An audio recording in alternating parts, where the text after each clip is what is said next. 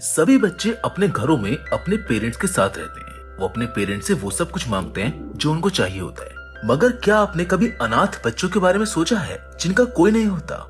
आज की कहानी एक ऐसे ही छोटे लड़के ओलिवर ट्विस्ट की है जो प्यार और आजादी की तलाश में इधर उधर भटकता है। मगर इस मतलबी दुनिया में क्या उसको प्यार हासिल होगा और क्या ओलिवर अपने सपनों को पूरा कर पाएगा? इन सभी सवालों के जवाब हमें कहानी में आगे मिलेंगे। तो चलिए अब समय को और ना गवाते हुए शुरू करते हैं आज के इस कहानी को। Hollywood silver screen presenting Oliver. इस कहानी की शुरुआत एक अनाथालय से होती जहाँ बहुत सारे बच्चे काम कर रहे होते हैं। वो सभी काम करते हैं, गाना गाते हैं और डांस भी करते हैं। कुछ देर बाद वहाँ पर गवर्नर आ जाते हैं, जिसके बाद मिसेस बम्बल एक बेल बजाकर सभी बच्चों को खाना खाने के लिए बुलाती है। खाने का नाम सुनते ही सभी बच्चे फटाफट नीचे आ जाते हैं और बेसब्री से खाने का इंतजार करने लगते हैं। यहाँ पर हम देख पाते हैं कि वो बच्चे काफी गरीबी में रह रहे होते हैं, जिसके बाद वो सभी प्रेयर करते हैं और मिस्टर बम्बल के एक इशारे पर खाना खाना शुरू कर देते हैं। जिसके बाद उनमें से एक लड़का वहाँ पर दोबारा खाना लेने आ जाता है, जिस पर मिस्टर बम्बल गुस्सा हो जाते हैं और सभी लोग उसको पकड़ने लगते हैं। असल में ये लड़का कोई और नहीं बल्कि हमारी कहानी का हीरो ओलिवर ही होता है। ओलिवर को पकड़कर मिस्टर बम्बल गवर्नर के पास ले जाते हैं और उसे बेचने की बात करते हैं। जिसके बाद मिस्टर बम्बल ओलिवर को सड़क पर 7 गिनीज पर बेचने के लिए निकल जाते हैं, जहाँ उसको देखकर बहुत सारे लोग उसको खरीदने के लिए प्राइस पूछते हैं, मगर उनमें से कोई भी उसको नहीं खरीदता है। मगर तभी एक दुकान का मालिक मिस्टर सोअरबेरी ओलिवर को अपनी दुकान पर काम करने के लिए बात करता है। मगर तभी वहाँ पर मिसेस सोअरबेरी आ जाती है, जो बोलती है कि वो उसे एक हफ्ता देखेंगे। अगर वो कम खाना और ज्यादा काम के साथ रह पाया तो ही वो उसको रखेंगे। यहाँ पर हम देख पाते हैं कि मिस्टर एंड मिसेस सोअरबेरी का कॉफिन्स का बिजनेस है, जिसके बाद वो ओलिवर को अपने घर में रख लेते हैं और उसे छोटे बच्चों के फ्यूनरल्स पर लेकर जाने लगते हैं। मिस्टर सोअरबेरी के घर पहले से ही एक लड़का नोआ और एक लड़की काम कर रहे होते हैं। ओलिवर के आने से नोआ बिल्कुल खुश नहीं होता, जिसकी वजह से वो एक दिन ओलिवर से उसकी माँ के बारे में बात करता है, जो मर चुकी होती है। वो ओलिवर की माँ की बेइज्जती करता है, जिसकी वजह से ओलिवर को गुस्सा आ जाता है और उन दोनों में लड़ाई होने लगती है। तभी वहाँ घर के बाकी लोग भी आ जाते हैं, मगर कोई भी उनकी लड़ाई रोक नहीं पाता है। तभी वो लोग मिलकर ओलिवर को एक कॉफिन में बंद कर देते हैं, जिसके बाद मिस्टर सोअरबेरी आते हैं और वो सब मिलकर ओलिवर को तहखाने में बंद कर देते हैं। तहखाने में बहुत सारे खाली कॉफिन्स रखे होते हैं। वहाँ ओलिवर अकेला होता है और वो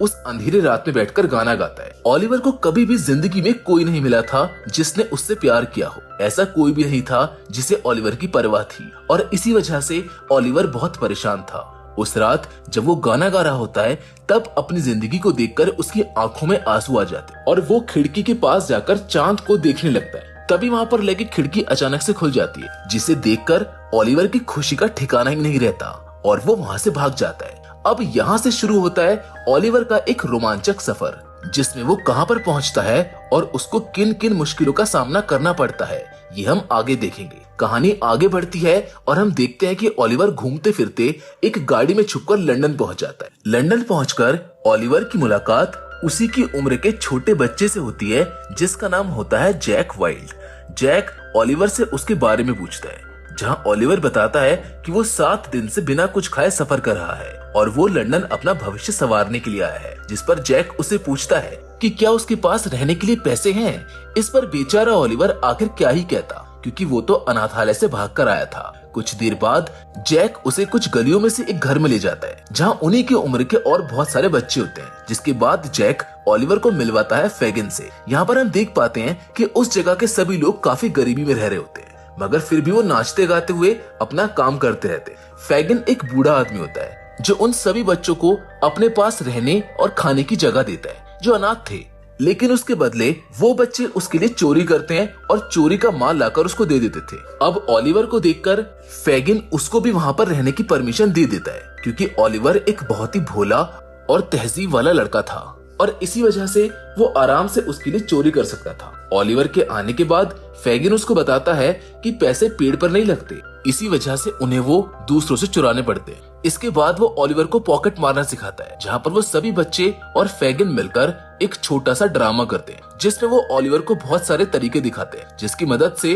वो दूसरों के पैसे चुरा सकते हैं। इस सब के बाद हम देखते हैं कि सभी बच्चे सो जाते हैं और फैगिन ओलिवर को भी उसके सोने की जगह बता देता है। सभी के सो जाने के बाद हम देख पाते हैं कि फैगिन चुपके से घर से बाहर जाता है, जहाँ एक जगह पर पार्टी चल रही होती है, जहाँ कुछ देर बाद आता है बिल स्पाइक्स। बिल स्पाइक्स को देखते फैगिन दबे पाव उसकी तरफ जाता है, जहाँ बिल उसको अपने कोट के अंदर से बहुत सा कीमती सामान निकाल कर देता है। यहाँ पर हम जान पाते हैं कि बिल एक चोर है और उसे भी बचपन में चोरी करना फैगिन ने सिखाया था, जिसकी बदौलत वो आज एक बड़ा चोर बन चुका है और अब वो चोरी का माल लाकर फैगिन को दे देता है, जिसके बदले फैगिन उसे कुछ पैसे दिया करता था। उस पार्टी में एक लड़की नैन्सी बिल का इंतजार कर रही होती है और उसके आने पर वो उसे बहुत सा खाना खिलाती है और वो सभी लोग वहाँ नाचते गाते हुए अपनी जिंदगी में खुश होने की कोशिश करते हैं। आगे हम देखते हैं कि घर वापस आने पर फैगिन अकेले में वो सारा सामान देख रहा होता है जो उसे बिल ने दिया था। यहाँ पर हम देख पाते हैं कि फैगिन ने पहले से ही बहुत सारा सामान इकट्ठा करके रखा हुआ होता है, मगर इसी बीच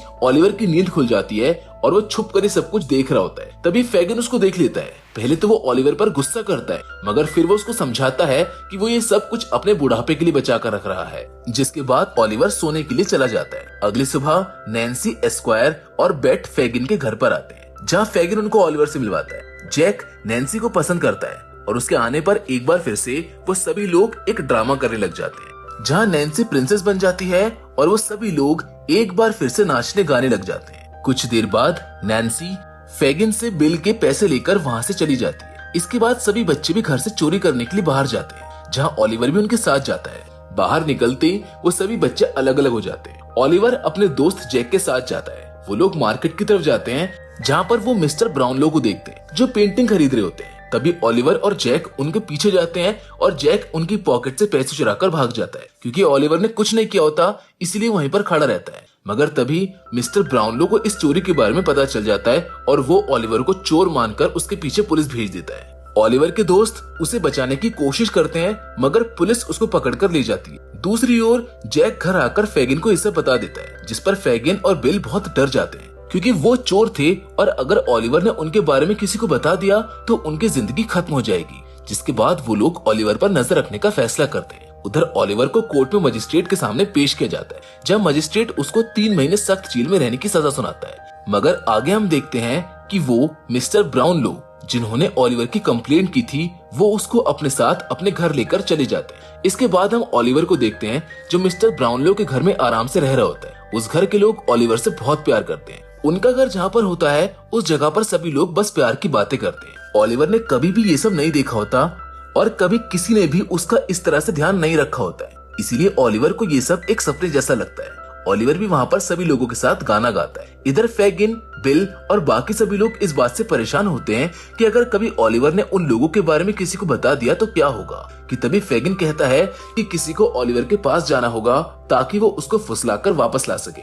जिसके बाद वो नैन्सी को ऐसा करने के लिए कहते हैं, मगर नैन्सी को ये सब अच्छा नहीं लग रहा होता, क्योंकि वो खुद भी उसी जगह पली हुई होती है और उसको भी ओलिवर के जैसे जिंदगी में सिर्फ प्यार की तलाश थी। इसीलिए वो ओलिवर को वापस इस जिंदगी में लाना नहीं चाहती थी। वो वहाँ जाने के लिए मना करती है, मगर बिल और फैगिन उसको वहाँ जाने के लिए फोर्स करते हैं। इसी बीच बिल उसको चाटा मारकर चला जाता है, जिसके बाद नैन्सी वहाँ जाने के लिए मान जाती है। आगे हम देखते हैं कि मिस्टर ब्राउनलो ओलिवर को कुछ बुक्स वापस करने के लिए एक दुकान पर भेजते हैं। ओलिवर के जाने के बाद मिस्टर ब्राउनलो का एक दोस्त उनसे कहता है कि क्या आपको लगता है कि वो लड़का अब वापस आएगा जिसे आपने अच्छे कपड़े दिए और पैसे दिए हैं।